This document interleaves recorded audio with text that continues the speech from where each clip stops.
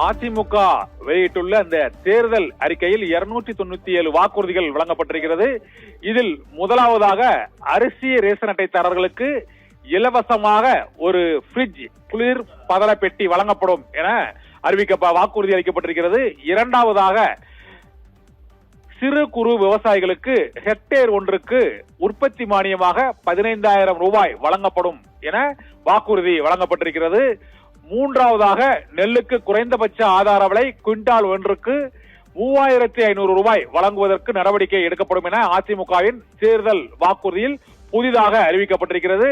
நான்காவதாக கரும்புக்கு லாபகரமான நியாயமான விலையாக ஒரு டன்னுக்கு 4,500 ரூபாய் வழங்குவதற்கு நடவடிக்கை எடுக்கப்படும் என அதிமுகவின் தேர்தல் வாக்குறுதியில் உறுதியளிக்கப்பட்டிருக்கிறது.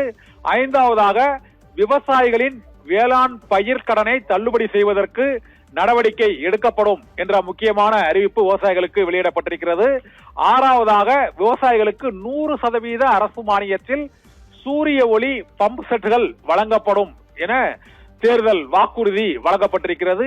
ஏழாவதாக இயற்கை வேளாண் விஞ்ஞானி நம்மாழ்வார் பெயரில் வேளாண் கல்வி மையங்கள் மாநிலம் முழுவதும் உருவாக்கப்படும் என்ற வாக்குறுதி வழங்கப்பட்டிருக்கிறது. எட்டாவதாக விலையில்லா கறவை மாடுகள் ஆடுகள் வழங்கும் திட்டம் மீண்டும் செயல்படுத்தப்படும் என்ற வாக்குறுதி